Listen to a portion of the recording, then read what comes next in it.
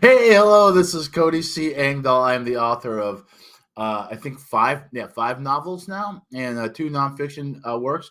This is a channel. We're going to start using this channel, or we've been using this channel now to talk about my journey as an author, as an independent author, not only in writing books but promoting books and all the marketing tips and the things that are going on. I do not claim to be an expert in anything. I am just somebody who's doing it and who is on the path. There are many people who are on the path, many of them who are my friends, who are all in different places. Uh, I'm going to bring on right now. We're going to get right to it. I got Loyd Elmore Jr. standing by. Loyd's got a brand new book out, and we're going to talk about it. So here we go. Loyd, how are you, I'm my here. friend? I'm doing It's well. good How to about have you? you. It's I'm been a good, while. man. Yeah, it has been a while. It has been a while. I think you have a funky schedule that you don't you go to bed early on Sunday nights? Oh yeah, 7 Yeah. o'clock. Oh wow, yeah. I lived that life. I had an early morning shift at one time, and I had to go to bed. I think I went to bed like 6 and got up at like was it 3? I can't remember, but Yeah, I like going to bed early. I just don't like getting up early. yeah, it's the other side. Well, I got to tell you, and not to go too far off track here, but I got to tell you the one of the in my old age. I have found that it's very hard for me to sleep past 5 o'clock. That I every once in a while I can, and I'm like, I woke up and it's like, wow, it's 6, it's almost 7 o'clock. What did I do? But I typically, even if I go to bed late and drunk, I still like I'm an early riser. But Yeah, anyway, I slept till 6, and the only reason I did that was because I didn't set my clock forward this morning. So yeah, it was really oh, kind of 5. yeah, I have not. I got into the habit of not setting my clock unless I absolutely have something to do in the morning and just letting my body dictate. But it always gets up early anyway. And I don't know. Is your wife? Is she a heavy sleeper?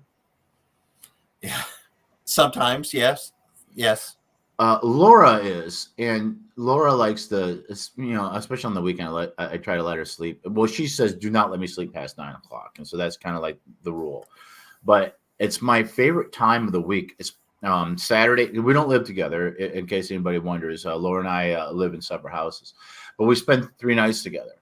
And typically, unless there's other things going on, and so I'll wake up like sometimes as early. If it's my rule is if it's before 4 o'clock, I'm gonna try to go back to bed. Although there have been times where like I woke up at 2:30 in the morning, I'm like, screw it, I'm gonna write. And because I don't know about you, I think you write in the evening. I write early morning. Yeah, yeah. Um, I'm too busy trying to get my head during the week. I'm trying to get my head around work. I can dig that, man. I can dig that. So anyway, I love it because she usually is able to sleep through this. I get up. Sometimes I'll make a cup of coffee, and then I'll make a little pillow fort that I can prop myself up in bed, and write. And I get a lot done because there's not a whole lot else I can do. Like I spent the last 2 days editing the first chapter of my next book that's going to come out next year. But anyway, enough about me because I have this unconscious gift of always making the conversation about me. I don't know if you noticed that. By the way, thank you for. Did you create that title or did I do that, Elmore? Oh, I did that. Oh, good, because I think I had Yes, you as the goofball. Loyd Elmore Jr. I Yeah. know. See, this is why I make all these mistakes. And okay, because I am actually smart, but I usually come off as a goofball. And I just want you to know this. I fixed the spelling of Malcolm everywhere. But for some reason, when I share it, because even on the title of this video, it's corrected. Not just Right. the thumbnail, but the title of the video, the thumbnail, in the thing, all that kind of stuff. For some reason, it keeps sharing the old title. I can't Yeah. get that to go away, even though I've changed it. But whatever. I mean, everybody knows I'm an idiot. Technology. Well, I'm an idiot. Well, my problem is I'm a big picture person, so I have a hard time seeing the details. And Laura's really good at seeing details. And I posted something else, just full of typos, and some of them I do believe this, that I write it correctly, and then autocorrect doesn't change it as I type it; it changes it as I hit send. So like Yeah. like RARE got turned into OUR, or and it's a freaking nightmare. And then I just look like an idiot to everybody on social media, which who am I trying to kid? So, and my head, I'm so sorry, I can never get your name right because I got Leonard Elmore Leonard in my head every time I think Loyd Elmore Leonard. Can you see why that's so hard for me?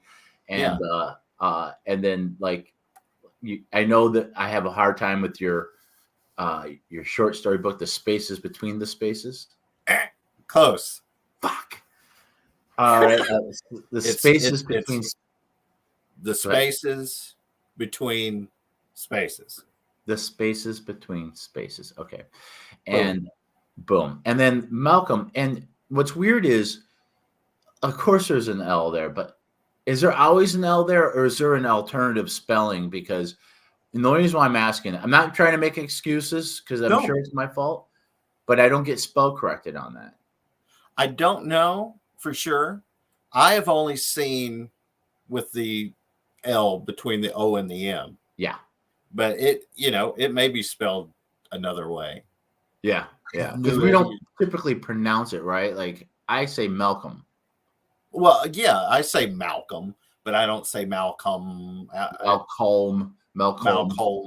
Malcolm. Okay. So anyway, let's start off by thank you for coming on, by the way. And I want to say this to anybody watching this either now or in the future at a playback. It's a very tender waters, or tender waters. That's a weird metaphor. It's troubled waters to navigate dealing with authors. Because what I found is that we're all in different kind of levels of where we are as far as our clout. And that's why, like, when I share people's stuff, I'm never asking for quid quo pro, because I might be sharing like a big famous author's stuff. I don't expect that person to do it back from me, because me sharing something is not the same as that person, the value of it. Right. Yeah. And the same goes with the show, like asking people on to the show. If I haven't asked you on, it might just because I'm a little shy, and that does not mean you're not invited. So what I'm trying to say is that if you're an author and you watch this and you got a book and you want to come on and talk about it, by all means, send me a private message. I don't like putting people, I don't mind putting Loyd in a difficult position, but because fuck Loyd, right? But I don't want to make it awkward for anybody by like reaching out to someone and say, hey, you want to come on my show? And they're like, you mean like all 471 subscribers of your channel, most of which subscribed over 10 years ago when you're doing guitar reviews? Yeah, I'd love to.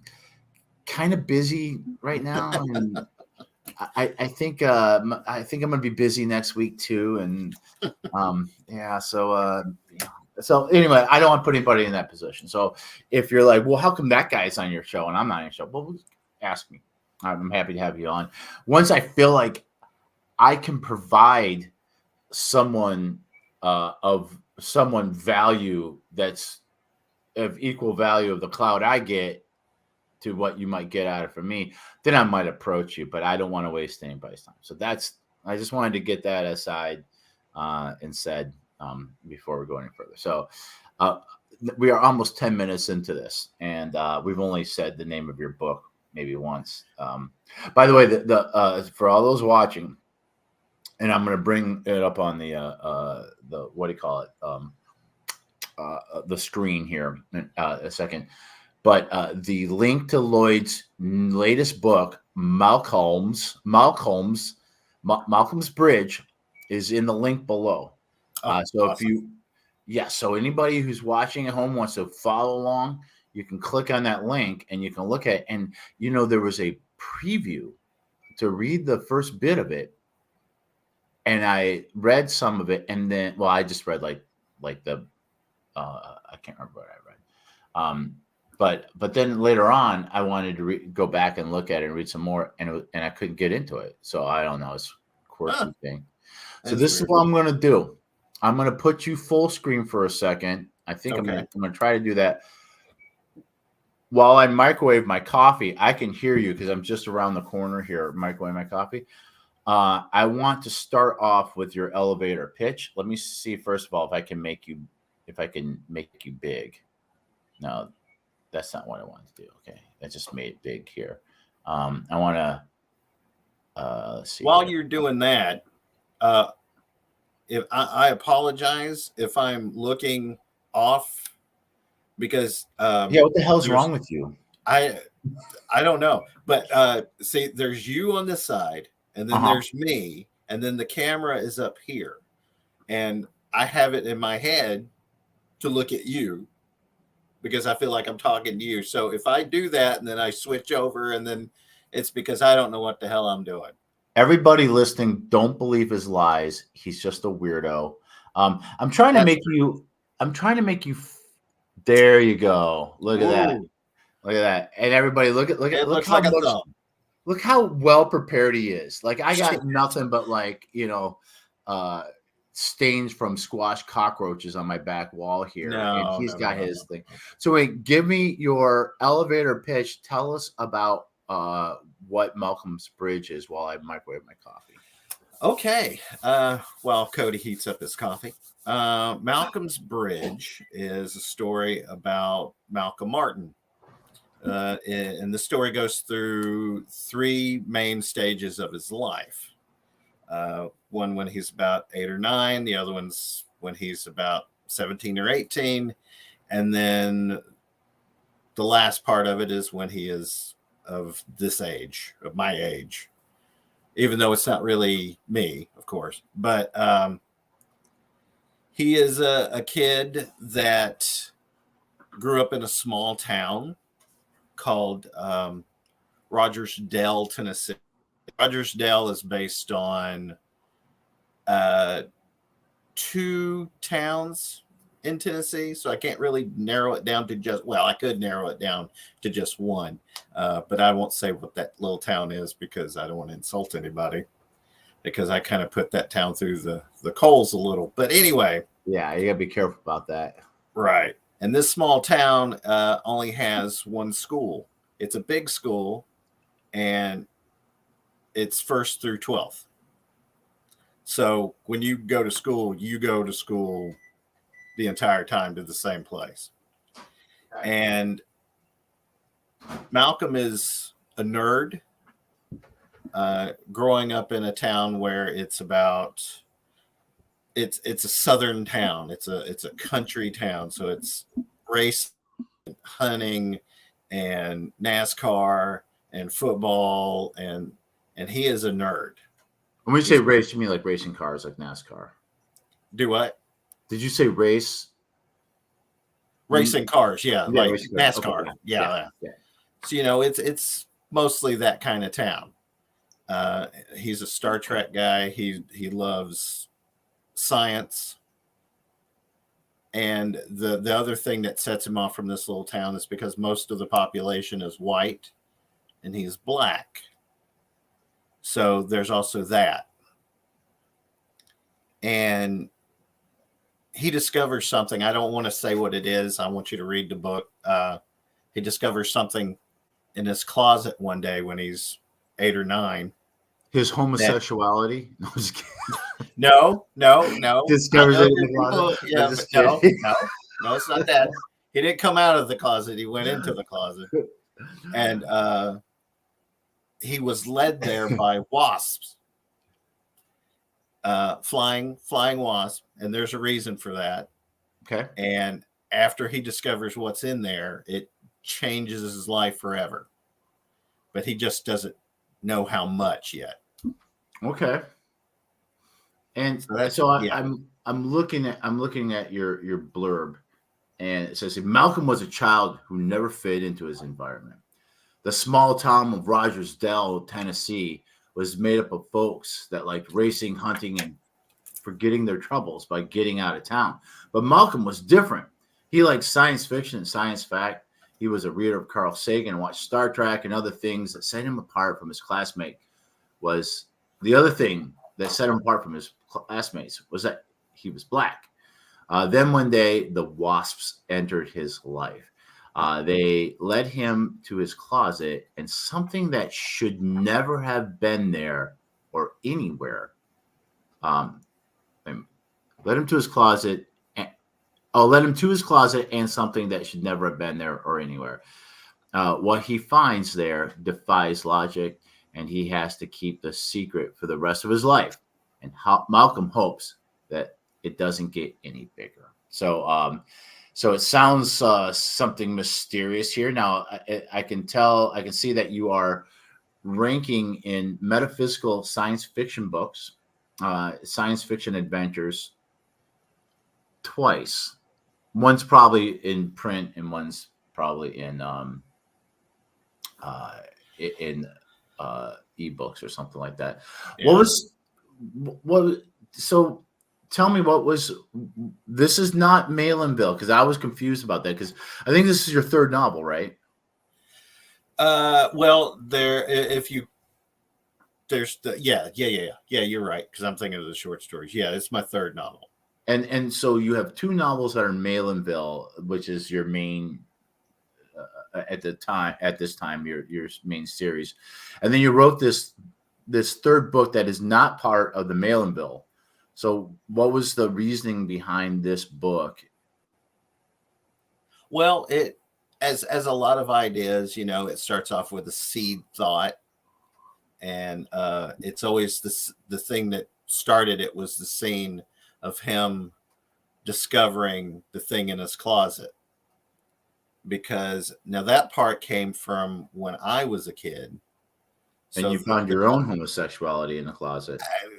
Don't tell Mindy. She wouldn't care.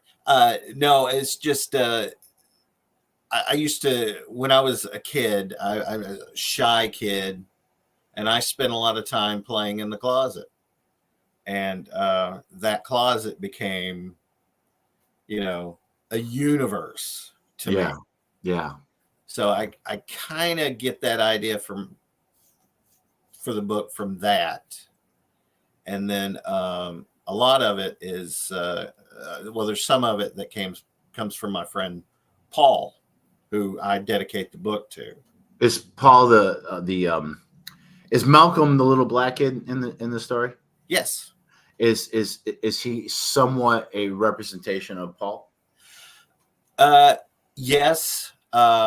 His life doesn't really, mirror Malcolm's, but there are situations that happened to Malcolm that originally happened to Paul. Okay. And then Paul knows all this. He's the one that actually gave me the name Malcolm. Okay. So, and he was my last reader. He got to read it the very last. And if Paul had said, you know what, I don't like it, I wouldn't have published it. Yeah. Well, excellent. Now, and then, so is this going to be the beginning of a series, or are you going to go right back to Malinville? I know you have other Malinville titles coming up. Yeah, this is pretty much a one-off. Okay. But I like books that kind of stay in the same world.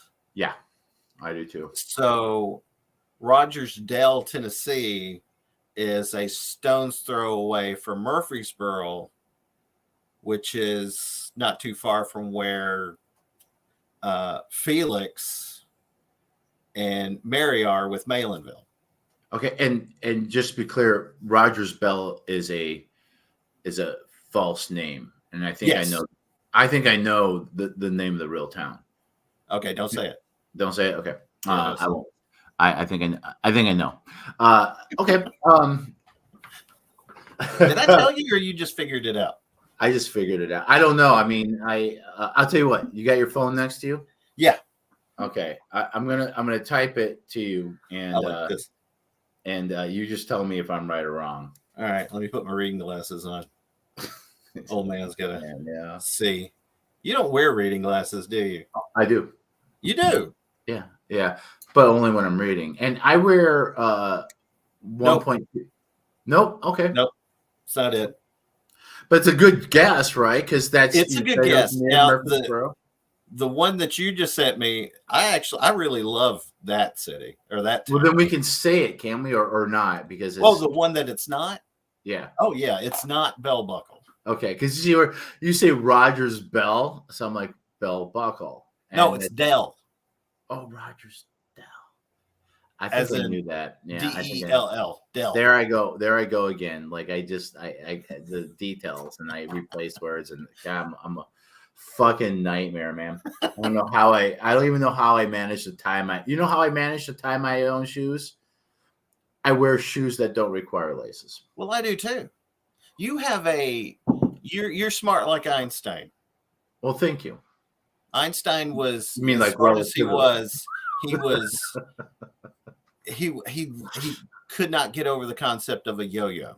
Yeah, yeah. He could watch a yo-yo for hours. Yeah, yeah. So yeah. Well, I can actually yo-yo, but not for long. It's like dribbling a basketball as well. Like I could dribble a little bit, but I'm not gonna be able to spend a lot of time doing it. And right.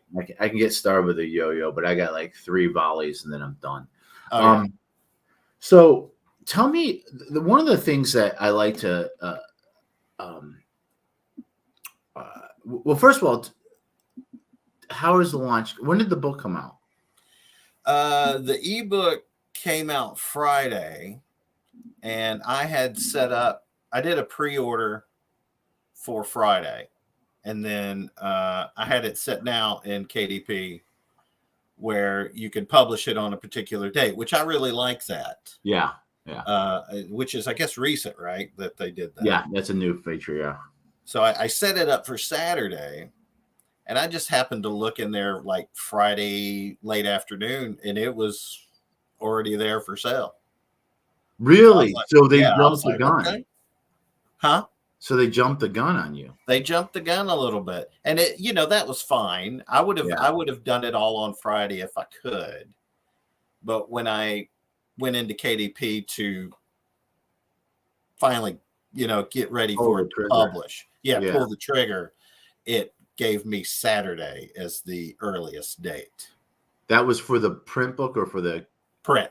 Okay, but and how long? It's one of the reasons why I ask you these things is because part of what I'm doing with this channel is not only just promoting my books and the books of my friends, but just talking about the process and what works and things like that. So I'm very interested in inside baseball and stuff like that. Right. So was it your intention to have the ebook and the print book both available at the same time? I wanted to. Yeah.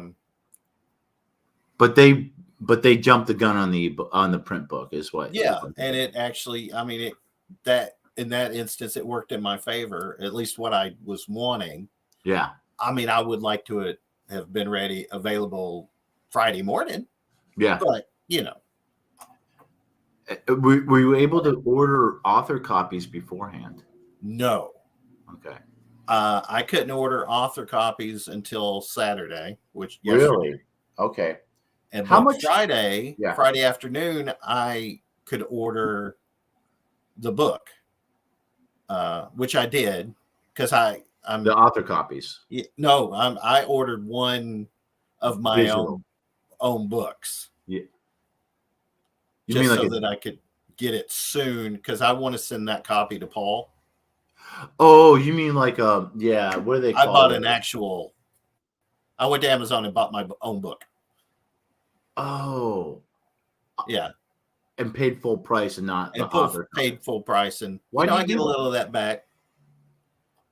It's worth it to me. So okay, yeah. Well, I guess so. Yeah, and also every purchase helps the algorithm, and you're Right. ranking. Yeah, I understand it. So you ran a pre-order, and for those of you who are listening, who's like, what the hell are they talking about? So we are both independently published through KDP, which stands for Kindle Publishing. Kindle Direct Publishing. That's right. And they got different features and things like that. And one of the things you can do is with the ebooks only, you can do pre-orders. So not pre-sales, which I've been corrected on. Their pre-orders, meaning before the book comes out, people can pre-order this. And this happens not just with independents, but also with commercially published people too. They can put their books up for pre-order and try that. And the reason why you do that is to try to kind of hit the ball running by because your book will start ranking as soon as people start pre-ordering it. And so you can build up a bunch of pre-orders so that your book isn't even out and it's already ranking. I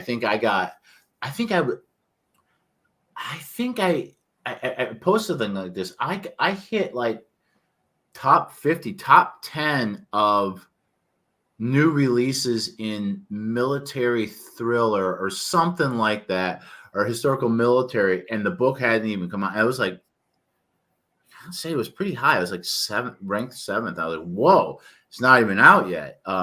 So that's a great marketing tool. So my question is, how much lead time, how much pre-order time did you do? I only did a week on this one. Okay. Because it was ready to go, and I was thinking of some advice that somebody told me about, that as soon as it's ready to publish, yeah, that's right, you should publish it. Yeah. So I kind of gave myself a week. I agree with that person. There you go. So I'll tell you what I have found, and the journey I've kind of gone on is the first pre-order I ever did was for Blood for Blood at Nashville, which was my third novel. And right after I did that, are you aware of David Chesham? No, I am not. He's a book marketing guru. He's the guy. I don't know how much you get into this because I get really into the book marketing stuff, but he's the guy behind Publisher Rocket, and he's got YouTube videos. And right after I set up my pre-order, here comes Dave saying, whatever you do, don't do a pre-order. And the reason being is because if you're not famous, he said this, he says it, and you should only do pre-orders if you're famous, have a loyal readership, or have an excellent marketing plan. Otherwise, don't do it. And the reason why is because if you put your book up for pre-order and no one pre-orders it, it'll start getting buried in the ranking. And so by the time it comes out, it's already like in the millions when it comes to ranking. And but this is advice that he was saying in like what, 2021 maybe, when I put out Blood for Blood. And I even on his video, and I don't have a personal relationship with him or anything like that. I don't know him very well, and he certainly doesn't know who I am. But I wrote, "Damn it! I wish I would have saw this video before I set up my pre-order." And then he replied. He goes, "Ow, sucks, dude," or something like that. And I thought, it's just funny. It was a funny way to come back to me. But I was like, I'm going to prove him wrong. And I'm not saying he's wrong. What I'm saying, though, is that he says you got to be either famous, have a loyal readership, or an excellent marketing plan. And I said, you know what? I have a little bit of each one of those things, just a little bit, not enough of one of them, but I have a little bit of all three that I can use. And also I'm going to make it work. So I did pre-orders for Blood, and it was a trickle. It didn't do that great. I can't remember how long I did it for. I did it for Mexico, my love, and leaned in more. I just decided, you know what, I'm betting on success, so I'm going to do pre-orders from now on.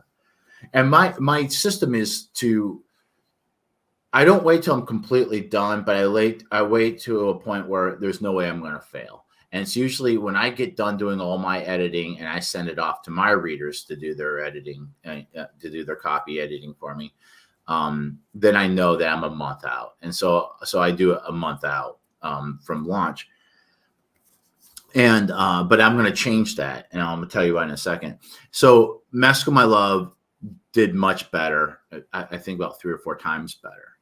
And then I did it for The Prussian Prince, which is my latest release. And that one did. So each one is building. It's getting bigger.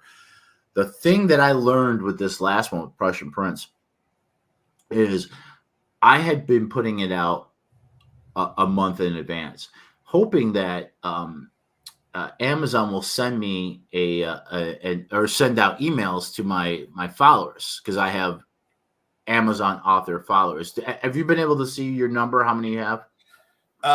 You have to have a certain number, I think, before you can actually see that. Okay, because I'm not there yet. All right, because if you go to all right, so when you are, because you might not just know where to look.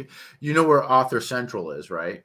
Yes. And you go there, and then you go to marketing, and it'll tell you what your number is. Yeah. Okay. So keep checking that, because that's also where you can see all your reviews in one place too, which I didn't even realize to just recently, and that's a nice thing, because I used to go to each single book in both the UK and the United States to see if I got any new reviews. Now I can go right there and I just look, oh, I got a new one in the UK, or I got a new one here. But what they're supposed to be doing, and by the way, I follow you. I'm one of your followers. Thank you. You're welcome. One of the many. One of the many of the unseen followers. They're taking away our voice. They're taking away the voice of the Loyd Elmore Jr. fan club, and I resent them for that. So I should get an email from you pretty soon. So what I'm trying to say is that when you have followers, and you do, because I know you have one, you probably have a few others that you know. They usually will send out an email after you have a new release, but it's not immediate.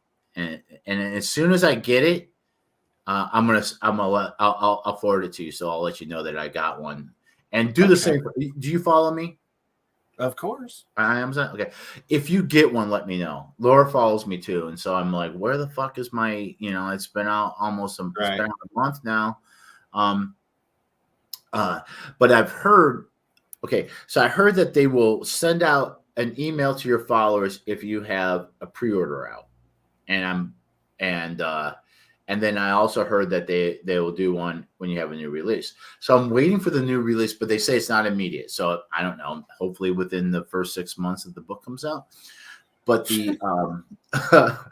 but when I started reading through the minutia of all the stuff, it's to qualify for an email for a new release. You have to be out at least 60 days.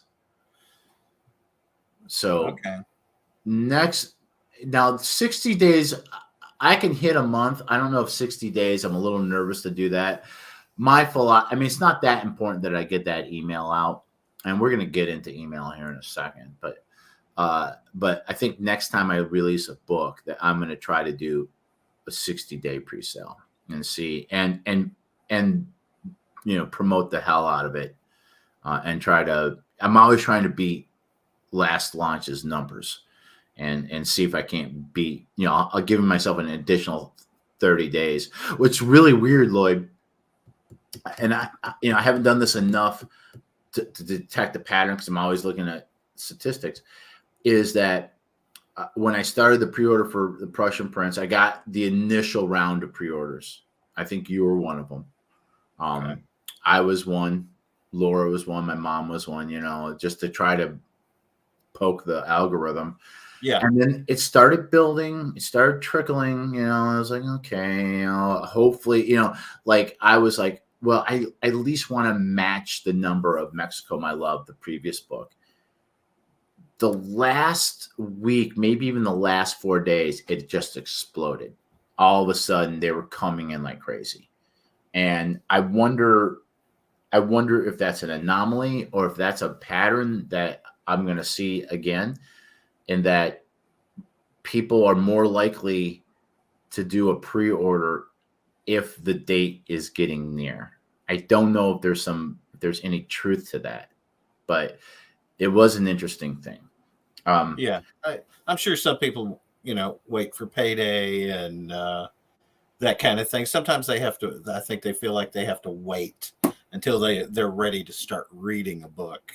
Yeah, I'm Um, kind of that way too. Like I'm not. I mean, there are a few times where I've pre-ordered things, um, uh, but for the most part, like what's available now. I mean, right now, my list of novels, I have like a to-do list of novels to read. Is so backed up that I'm not going to be shopping for novels for a very long time. And I got like, you say that.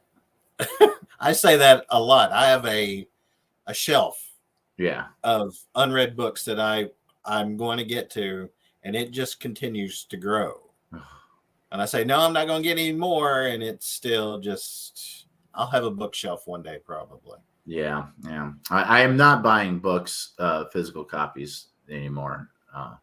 My kind of rule of that is I only buy them.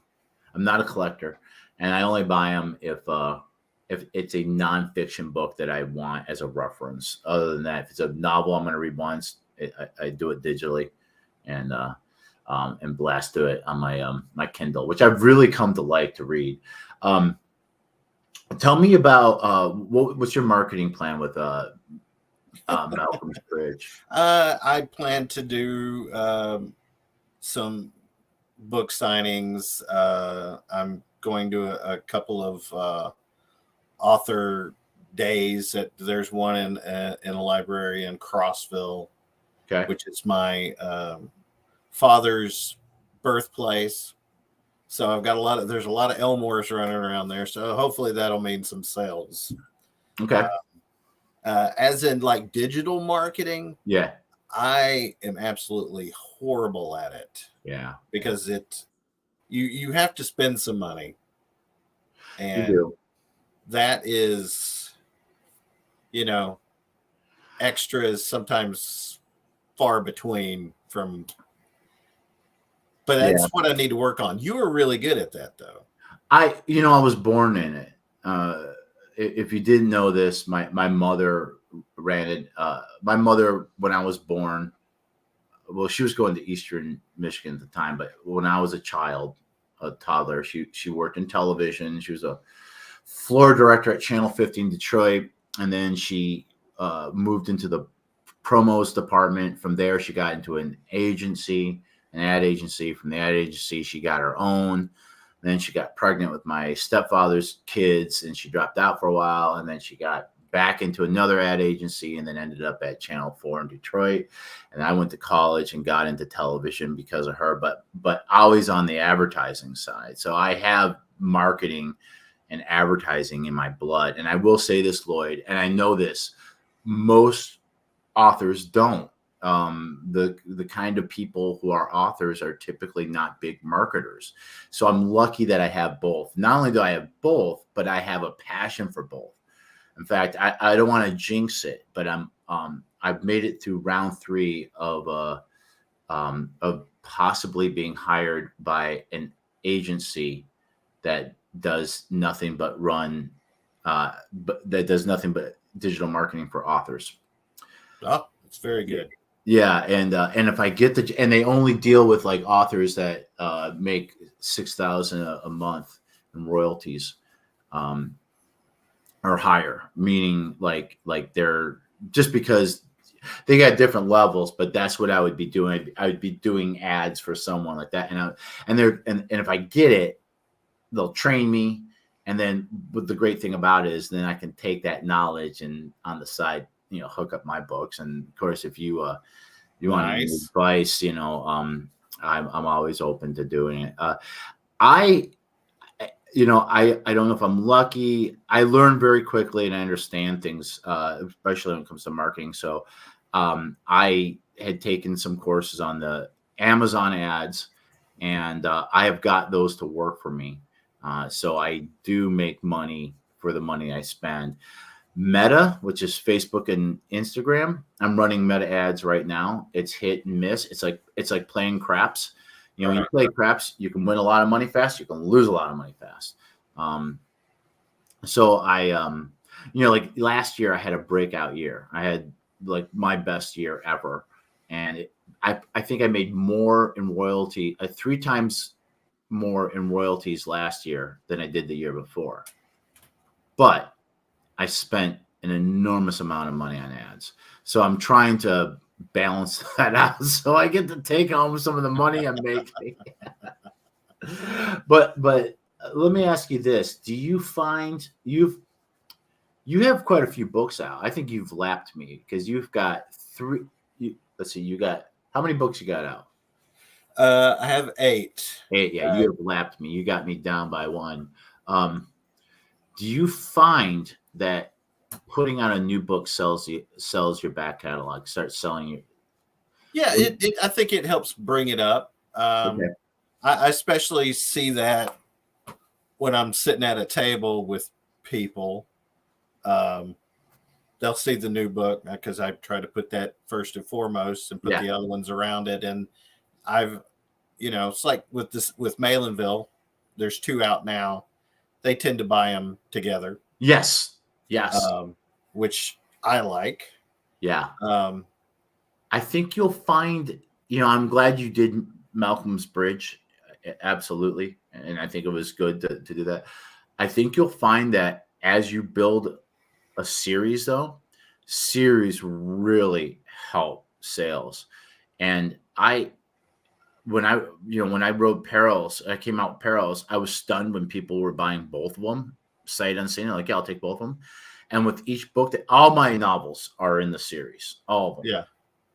And with each new book, I was like, surely they're not going to buy all 3. Well, they would buy all 3, and then they bought all 4. And I'll tell you, I just did my first event with the Prussian Prince, and I had people buy all 5.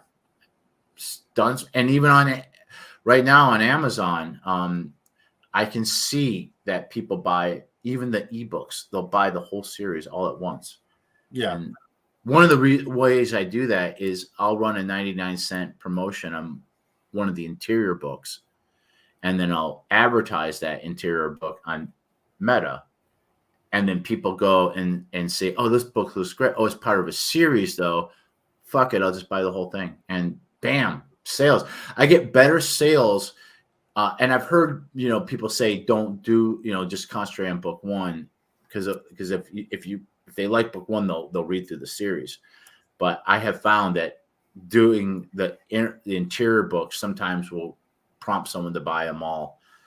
Yeah. And I keep my prices low. Yeah, I think that's important. It is. Yeah. Because you know, you want people to buy your book, and if you've got $20, and I've seen like $26 on a book for something that was less than 100 pages. I'm like, wow, you have a lot of balls. Yeah. Yeah. There's no way. As one of my favorite YouTubers would say, baldacity. The sheer baldacity of that. What was I going to say with that? Yeah, I think charging more is giving up the advantage that we independents have. And one of the ways you can tell the difference between an independent and a commercially published author is the price of their Kindles. Because commercially published authors, their Kindles can be like 8, 9. I've seen Kindle versions for like $16.99.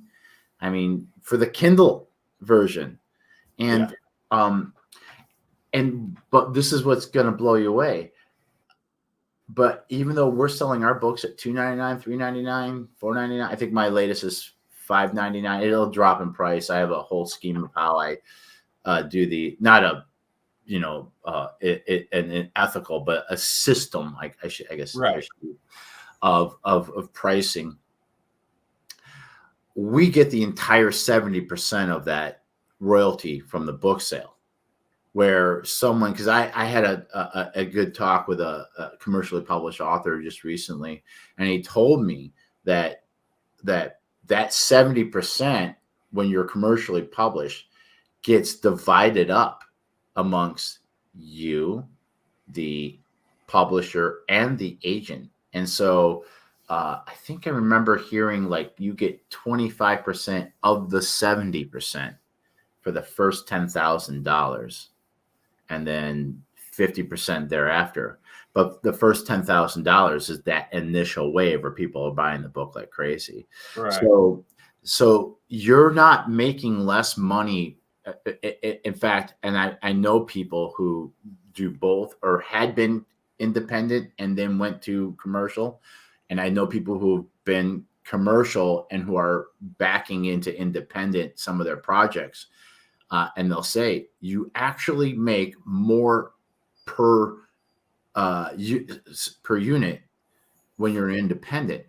The difference is that if you get with the right publisher and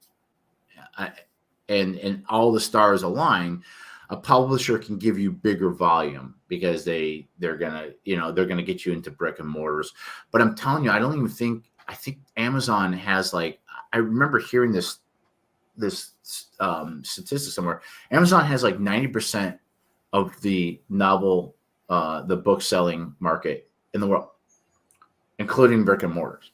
Like no one comes close to Amazon.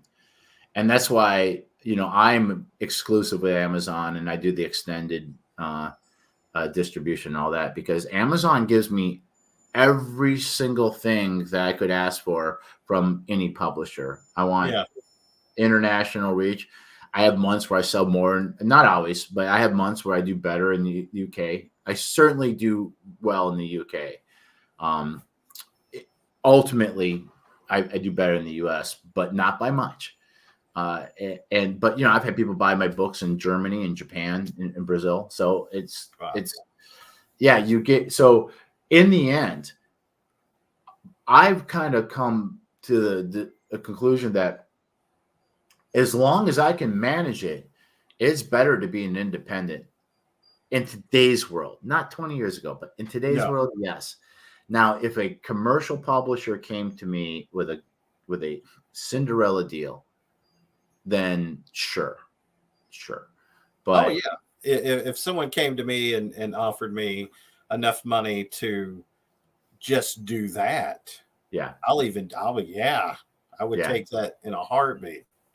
But I'm not looking for validation from anybody. I got plenty of validation in the reviews, the hundreds, thousands of books I've sold all over the world. That's validation. I don't, that whole independent versus commercial. I'm quite happy where I am. But I think I tell you that I told you this. I had a literary agent reach out to me. I watched that podcast. I watched that episode. Yeah. And had it been the right timing and the place, I probably would have at least, gotten started with her to see where we could go. But she, and I understand this, she's only looking for new series, in not something that's already been published and not something that's part of a series that's already been out. And I'm just, the prospect of it didn't seem as promising enough for me to jump off the track that I'm already in, because I'm writing. I think my series is going to be at least 11 books, the way I have it planned right now. Wow. Yeah, 11 books. And then there's a book after that. I don't know if it's going to be connected to the series or not, but the series I'm writing ends in World War I. And I know what all the books are. I don't have the titles for everything, but I do know what all the books are. And I even know like scenes that happen in all the books and how everything. I've actually written like very close to the final scene of book 11, which is I did that not too long ago. I have a list of books that I want to read. I used to publish it, and I What books believe you it want was to you write? that yeah, one I intend on writing that are Mhm. in the future, and I believe that you had told me that I probably shouldn't do that. Yes, I So stand I by that. stopped doing that. I might give like 2 books ahead, 3 books ahead. I might say what I'm doing, but I still have that list, and Yeah, it, you know, I'll decide. Well, this one needs to go before this one, and this one needs to drop down, and yeah. um, And I have that too. I just don't share it with anybody. right, And I'll write scenes if it pops in my head because I'll forget it later on. If I get inspired, I'll write a scene and tuck it away, and so that and I do that all the time. And like for example, the book I'm writing now, The French Fiasco, there are scenes already written that I wrote while I was writing The Prussian Prince. And to be honest with you, the Prussian Prince and the books that will be the Prussian Prince and the French Fiasco were originally supposed to be one book called the Prussian Prince, and I got to a point where it just became very apparent that I was writing that these were two books, and I'm yeah, glad that I made yeah. the You right. were talking about that you were trying to figure out where to split it up Yeah. and make it into whatever. Yeah, I remember you telling me about that. Yeah, the original idea is that I wanted to come up with like a kind of an adventure historical series that would kind of like I know you haven't read like Vernon Cornwell's Richard Sharp series, but basically something like that, creating a character and then giving him adventures to do. And so we started with the American Civil War and we did a trilogy, and of course, Mexico My Love is a prequel. And then, but I said, okay, after the American Civil War, what's the next thing? Oh, this looks good. The Franco-Prussian War.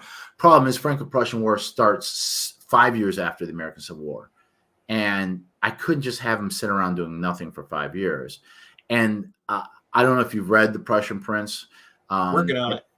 Okay, well, no hurry, no rush, but he he has to. There's things that he has to not know in that book that cannot be kept a secret from him all the way through the Franco, 5 years. So I needed something right away. And so the Austro-Prussian War worked time-wise, but place-wise, it didn't work because there are things I definitely have had planned in that have to take place in France. Yeah, Because it has to do with the overall series, and it's going to loop back to things that happened before in the series. And but I can't have those happen in Austria and in Bohemia where the war was. So at some point I said, okay, well, this book is going to be two-part, one book, two-part, but I don't want to write. I wrote two books that are 119,000, the other one 124,000. That's great. It's great to brag about, but the truth is, I don't think it's good marketing, good book sense. It's better to write more 80,000 word books than big fat tomes that your readers aren't sure if they want to get started on because it's a big book and might not even finish because it's such a long book. So yeah, I'm trying to hit that Goldilocks of 80,000 words. yeah. For some reason, all my books tend to be in that neighborhood. I That's where you don't know should why. be. Yeah, I don't know why. It's just natural. Now, Malcolm's Bridge came out just like 400 words less than 70, okay. but I mean, it was as long as it needed to be. Yeah. And I Uh, think and and that goes for longer books too. Sometimes that's just what it has to be. Mexico My Love needed to be 124,000 words. So did Blood. And I'll tell you this, my shortest book is Rampage on the River. It's 56,000 words. No one's ever complained that it was too short. Yeah. No one's ever complained that it was too short. Perils was 69,000. And then, and then I went 119, 124, and then the Prussian Prince 76. And the next one that might be long is a book called Black James. Have you, and it's okay if you haven't, have you read Mexico My Love? Yes.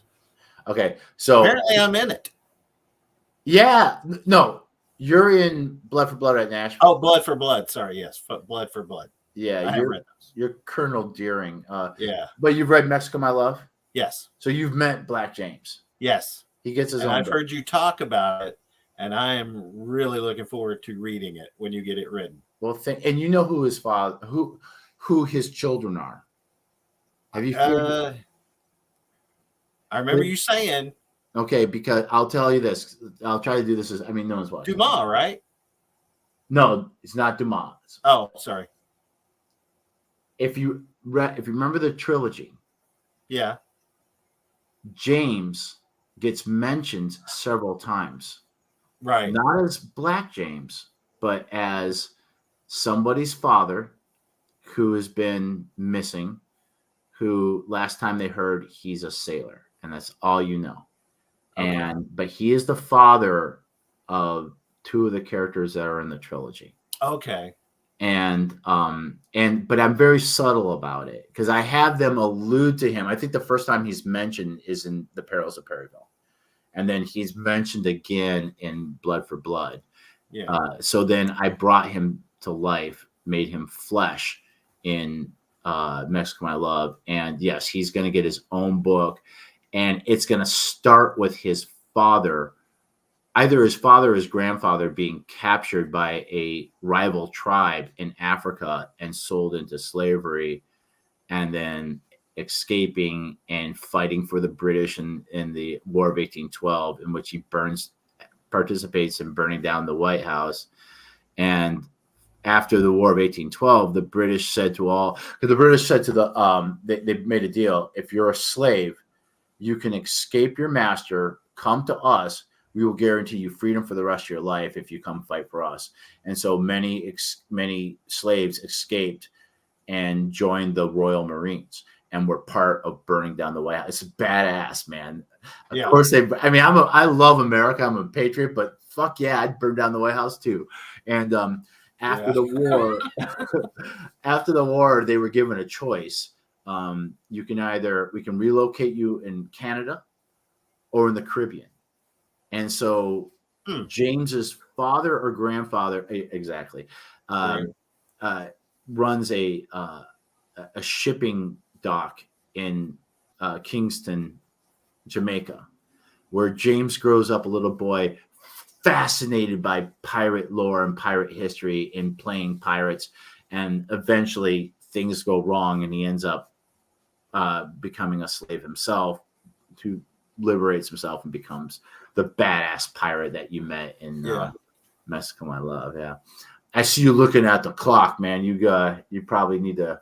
Yeah, I do. Before I go, I want to share something. Sure. I've gotten into where I'm trying to do original art for the covers and stuff and getting people to do things. And I had our friend Joanne Matthews make a painting. And awesome. Of course, if you look at it looks like that. Yes. And then I added the center part, but I just wanted to say thank you to Joanne for. It's a giant vagina, right? Huh? It's a giant. No, I'm just kidding. No. And it's not dune worms either. And then my friend Jenny Piniel, because there are wasps involved. I just wanted to show she drew some wasps for me to put on the back cover. So I just shout out to them. I like to, Are you familiar with Ethan Van Sciver? I'm sorry, who? Ethan Van Sciver. No. He's a comic book artist, creator, all that stuff like that. He's got a series out called, and I follow him just because he's funny to listen to. And he's kind of obnoxious and controversial, and so don't hate me. Okay, I've heard you talk about. You hate him. If you're someone watching this, you're like, "Oh my god, Ethan Van Sciver is the worst guy in the universe," but he's funny. I like listening to him. But he's got a series called Cyberfrog, and the villains are the Vespis, which are these giant wasps that come from outer space. They go to planet to planet to harvest people, and they come and they make they use your skin to build their hives. and they use their blood to make honey. Yeah, it's a really interesting series. But when you said the wasp, they're called the Vespis, and it reminds me of Ethan Van Sciver's series about Cyberfrog and the Vespis and all that stuff. So okay, that sounds pretty good, cool. though. I am gonna probably at some point talk to you because I have to do everything at very low cost, but I think when I do Black James, I might actually see if I can't hire Joanne to do the cover for me. I had AI create Black James, and they look pretty good. I like them, but I don't like. It's not that I have no problem. I have audio books that are AI right now, so I'm not a big stickler about. I don't believe in writing using AI, and I don't. Because what's the point? I might as well get a robot play golf for me too. Right. But AI art, I like it, but it's like a mullet and acid wash jeans. Like 10 years from now, all this AI art is going to look like AI art, and it's very obvious. And I'm beginning to see book covers with it, and it's like, I can see what's happening here because it all looks the same.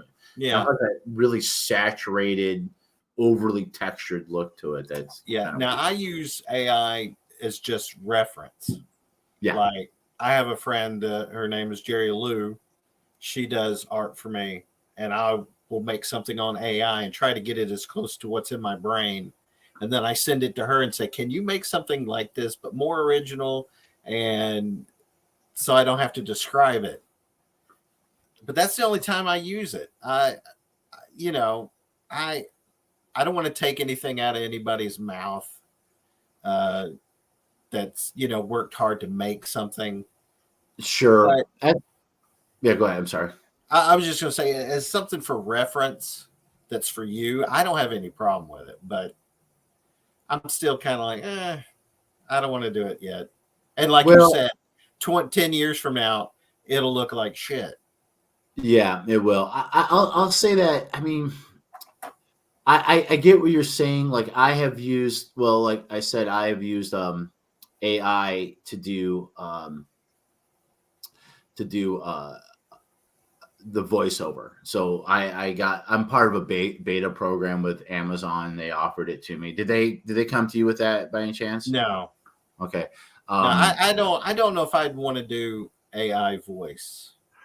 And it's only because when you listen to a really good audiobook, mm-hmm. the voice actor, whoever it is, whether they're famous, you've never heard of them, they do voices to a point. When one character switches into another character, and they kind of give them life. That's badass. That's James. That's so badass. That's Black James from AI. He's cool. That is so cool. Okay, yeah. I'm sorry, I didn't mean to interrupt you. No. I'll tell you, I understand, and I think you and I feel differently about this, and I think that's fine. And I completely sympathize to the other side of this. I will give you my reasonings. Is first of all, I think good voice actors, there's less of those than there are bad ones. I agree. And I really I've had them ruin books for me, especially like a series that I've been reading, and then I get one on audio, and like, who is this fucking clown? And like, absolute fucking clown. Like what I cannot, like the ones that overact and get real hammy and do bad accents. It's like, just read the fucking story and stop trying to win an Academy Award, you fool.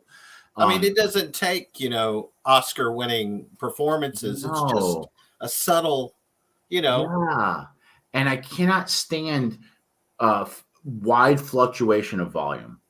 And like they whisper like this, and then they're screaming. And it's like, God damn it! I'm driving my car, and I'm trying to like, ride the volume so I can hear when there's whispering, and I can and get my ears blown out when they're screaming. I'll take that down. and so that's one. So I have a lot of contempt for bad narrators. The other thing is they're very expensive, and I'd be a long ways out from me getting my books narrated, Yeah. and they kind of price themselves out. And the and I have a friend of mine, Stan. I can't remember. Is it Stan Robertson? Because I have several Stans. He's blind, and he participates somehow on Facebook. I don't know exactly how he does it, but Yeah. he sent me a message says, "Hey, Cody, are any of your books on audio? I'd really like to listen to one, but I'm blind, it broke my heart. I'm like, no, I don't. I did read one on Facebook Live during COVID. Yeah, I remember that. Yeah. Yeah, and he listened, he enjoyed it. So I was so happy the day I was able to say to him, Stan, I did this for you. They're all on audio right now. And there was no way I would ever been able to afford that before. I'm a little guy and I'm not going to die because some asshole who ruins books anyway is bitching about losing business. I Yeah. feel bad, but I also felt bad for the gas attendants that lost their jobs. And I also feel bad for the elevator operators that lost their jobs. And everybody lost their jobs. And I'm not worried about us, by the way. And I have a whole thing that I could bore you to death. I don't know how much time you have, but ultimately, this narrators aren't creators. They're craftsmen and women, Right. but they're not creating. They're just reading. They're mechanics. They're mechanics, and they're important until there's a cheaper way of doing it. And I'm sorry. And yes, someday I'm never worried about being replaced by AI because this is okay. Here's an example. Let's just say I have a friend of mine who writes Viking books and Viking Age books, and he's concerned about AI taking over and making him obsolete, right? And I've heard him talk about this. I'm not naming any names. I got a lot of friends that write Viking stuff, but there's already hundreds, if not thousands, of authors writing Viking stuff, just as there are hundreds, if not thousands, of authors writing urban fantasy like you do, or writing 19th century war. AI is just another one. Right. An AI may be as good, may not be as good as me, as well as there may be hundreds of humans that are as good or not as good as me or better than me. But what makes me what stand out is I'm me. And what it comes down to is, Loyd, I'm sure there are hundreds of books about black nerds living in small towns that have some kind of weird fantasy thing growing in their closet. I'm sure that book exists multiple times over. Oh, But there's probably. only one that's written by Elmore Loyd Jr. And the people who read Loyd Elmore Jr., sorry. The people read you because you're you. You know what I'm saying? Yeah. And so my friend that writes like Viking Age stuff, yeah, you can read. There's tons of shit out there, and it's not all AI. There's other people too. It's just another one you're competing with. But people are reading you because of your brand. Because when they see your name on a book, they know what they're going to get. And Right. they like your writing, they're going to read more. I'm never worried. I'm not worried about it for the rest of my fucking life. I'm not worried. And if people want to read a AI written book about the Austro-Prussian War, have at it, man. Right. I don't have any problem with that. Yeah, go ahead and read it, man. If you like my writing, you're probably going to read. I mean, think about I've sold quite a few of these books now. Think about how many people never thought they would read a book about the Austro-Prussian War. Right. But read it because they got on board with me because I wrote a popular subgenre of historical military fiction, which is Civil War. Got to know my voice, got to like the way I write, and got invested in my series. And like, we're gonna do Prussians, okay? Let's do Prussians, and they came with me. Yeah. And we're going to France next, man. We conquered Austria. We're gonna beat the French down, and we're gonna dominate the world. Well, Ingdal Cody C, I appreciate you giving me some time, and Thank you I coming have on. got to Yeah. zip out, unfortunately. Okay, everybody. Elmer. Oh, God. Lloyd See, I Elmore did it as a Jr. joke. I know. There's two ways of saying it because, yeah. And what's the other guy's name? Elmore There's Elmore James, Elmore Leonard. Leonard. Yeah, yeah. But see, isn't that great though? Because your name gets confused and all that, and so people see your name, they're like, "Is that the guy who wrote Cuba Libre?" I'm going to check out Malinville. Hey, I'll take it. You know, there's no one. There's only me. Only me. No one. There's Sylvia Engdahl who writes. I think she writes science fiction, Okay. and she's of note. And there's another guy named William Engdahl, and he writes, I think, nonfiction history. So interesting stuff. Okay. But anyway, I will let you go, ladies and gentlemen. Mr. Loyd Elmore Jr. I actually read it, so I wouldn't screw it up. He doesn't have it up there, but Malcolm's Bridge, links in the description, or jump in on Malinville. He's got two short story books out, and he's got 3 books on memoirs. And real quick, what's next? What's the next? Well, what's going to be published next is a Malinville story. It's kind of set to itself, but it's called Little Ronin. Okay, yeah. That will be by the end of this year. I'm hoping October. Okay. And then next year will be the 3rd Malinville book. It's written, first draft, and it goes into a wider, bigger situation. That's all I'll say. If you ever want, because I'm always like groaning to Laura. I'm like, God, I wish I could just tell Loyd to do this or to do that. And she's like, it's not your place. I'm like, you're right. If you ever want advice from me or talk to me about something, let me know because I have ideas. And I appreciate it.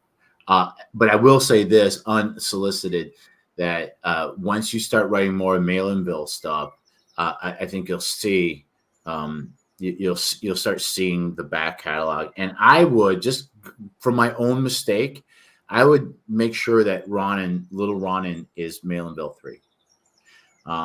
Just like I made Mexico My Love the Long Century 4. Because when I made it the prequel, no one was buying because no one understood where it fit. Yeah. So I just made it book number 4. Everybody buys it. And when I put it on Amazon, it will be considered the 3rd. Okay. But I'm not putting it on the cover. Yeah. No, and don't. And I learned that from Kevin Ashman.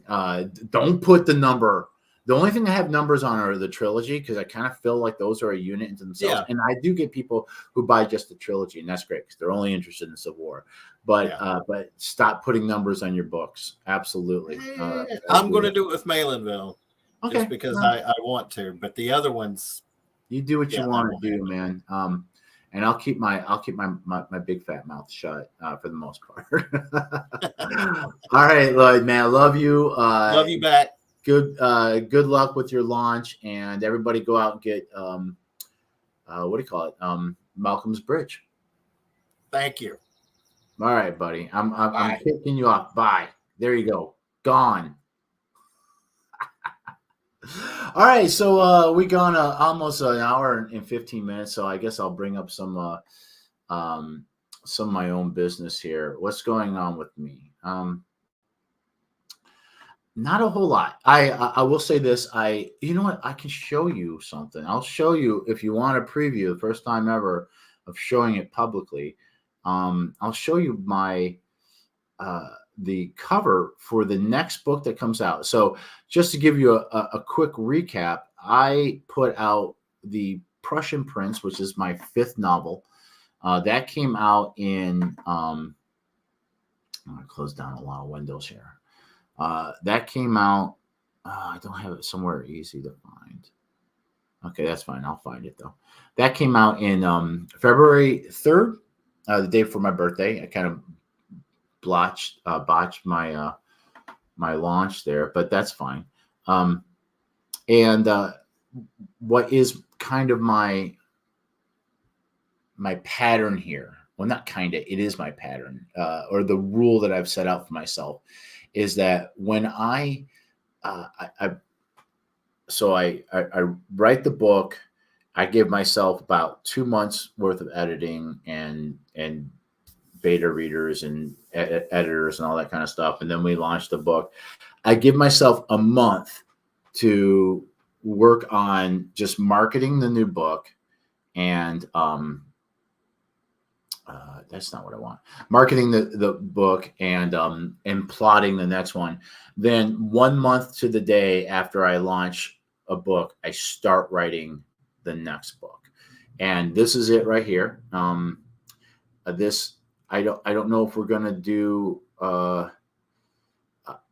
I don't know if this is going to be the final cover, but I'm pretty happy with it. So unless I get a better opportunity with something else, or someone coming in and doing a kick-ass cover for me, this is going to be the French Fiasco. It's going to pick up shortly after the Prussian Prince finished, and it's going to take us into the Franco-Prussian War. It's going to have a lot of surprises. It's going to bring a lot of characters back that if you've read. Well, not a lot, but it's going to bring some characters back that you have read in the series that you may have thought we were done with, and it's going to be a great adventure. It's going to have a big surprise in it, and I wrote the first chapter, and I'm working on just I kind of write and edit as I go. I'm constantly editing, so usually what I do is every time I sit down to write, I read the last thing I wrote, and I make any kind of corrections I see as I do that. And then when I finish a chapter, I will I'll put it through my own personal editing paces. This is before it ever gets an editor sees it. I'll read through it, make corrections. I'll have Siri read it, like automated voice text to voice application. That helps me catch a lot of like omitted words like the or whatever. No, Siri. I said her name, and now she's like thinks I'm talking to her. And then I'll put it through Grammarly, and I'll find even more, and I'll really polish it up, and then I'll add it to the main the main document, I guess. And what I do is when I build a book, I create a master and then I write a master document, and then each chapter is its own document while I'm writing it. And then once I get it all polished up, then it gets copied and pasted into the master document, and then the book just slowly grows.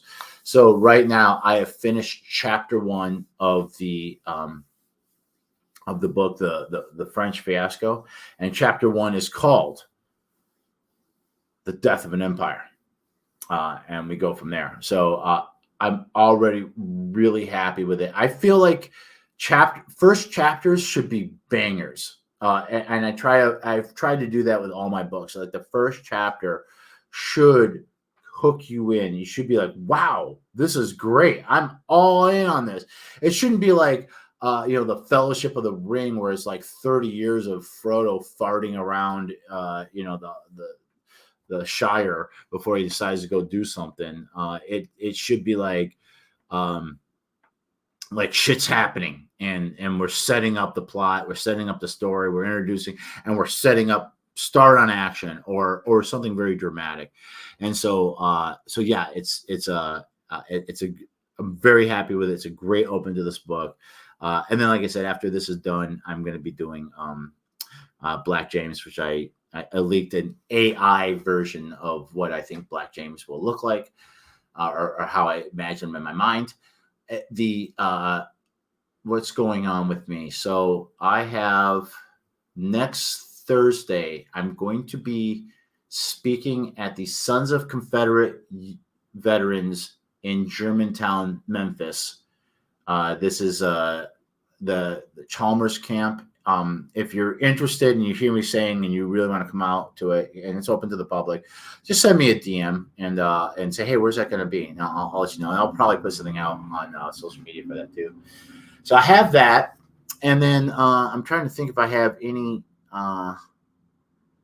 other big events coming up. I'm gonna look at my my gig list here. I have another talk in Mississippi in mid-April. I'm going to do the fiddle one there. I'll be playing fiddle at Masker Station in April 23rd to the 24th with Paul. There's something on the 27th. I'll see if that's going to work out or not. I have been invited, and I'm not going to say what it is because I don't want to jinx it in case something happens and it doesn't happen. But there is a podcast that when it was first announced, it's a podcast done by authors, and they interview other authors, kind of like I just did with Loyd, but much bigger people on this show, like very, very established authors. And I know the people who run the show, and I said, I never want to ask them, but I hope someday they ask me.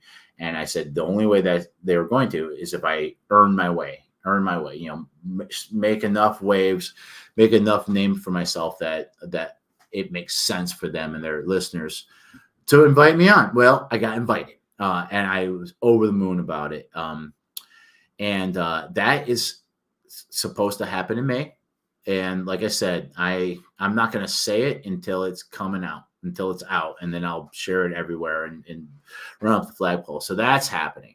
Other than that, I'm settling in after it's been over a month since The Prussian Prince came out. Best launch yet. I track all my launches to see how they compare to each other.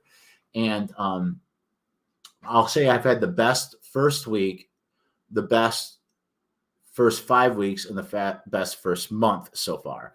We'll see how I do, because I stopped counting after the first 5 months, or at least stopped comparing them or tracking them.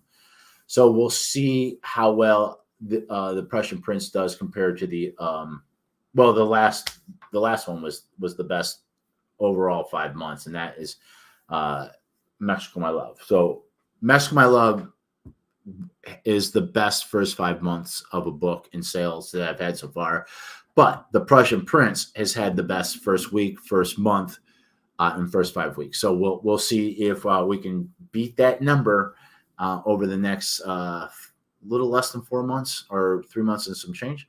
And as far as the French Fiasco, and you're like, well, when is that going to come out? Because I already read The Prussian Prince and I want to read the next one. So, it's going to be a while, but let me take a look here what I have projected, because I do projections based off of the last book. So if it takes me X amount of time to write the rough draft, I project that for how long it's going to take me to write the rough draft of the next one.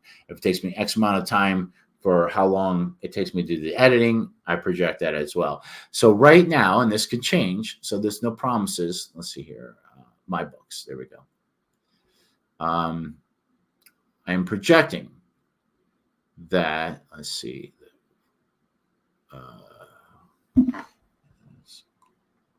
This is if you listened earlier about the list of books that we have. The one that I don't share publicly, but I keep for myself. So my projection is, so I started the French Fiasco on the March 3rd. Actually, I started on March 4th because March 3rd was a Sunday, and I typically don't write unless I'm really far behind. I use weekends for for editing and for research, and then writing during the week, keeping my writing quota up. So I am projecting at the moment that I will have the rough draft based off of my last book's performance writing the last book. The rough draft should be done February 6th of 2025, and I should be publishing April 13th of 2025. If I can get it done sooner, I will. We'll see. My goal is to, or I would say the extreme. Now let me come full screen here. I'll take this down. Remove. Okay, so and we're wrapping up here, by the way. So the extreme, I think, is you should at least wait 6 months between releases if you're a super fast writer. And I know people who are just maniac can write books like in a couple of weeks, novel. I would say 6 months because you got to give your readers time. If you're just dumping a ton of books, you're just going to overwhelm them, and they're gonna jump off their track, make them miss you a little bit. So I think the earliest you should be releasing is 6 months in between releases. That's the extreme.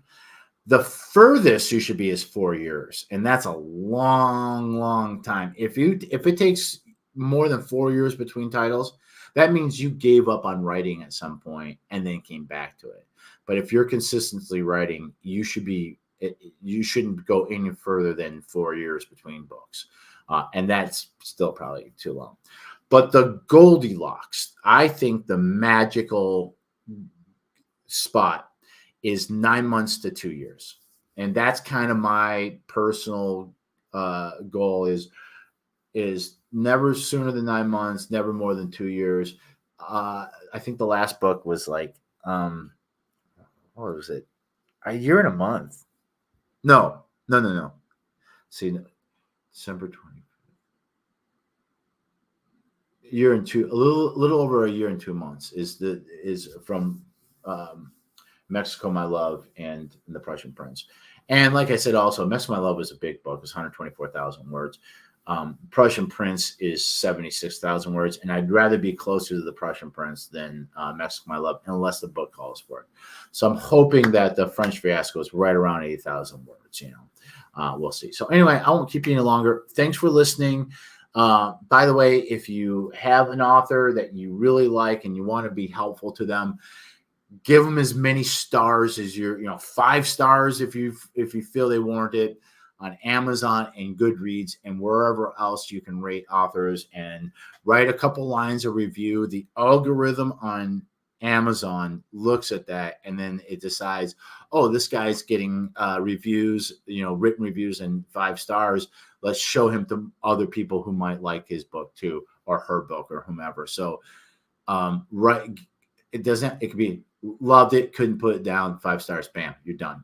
So do that for anybody you like, even if it's me, even if it's Loyd. Love you guys. Keep reading, keep writing, and we'll probably come back next week.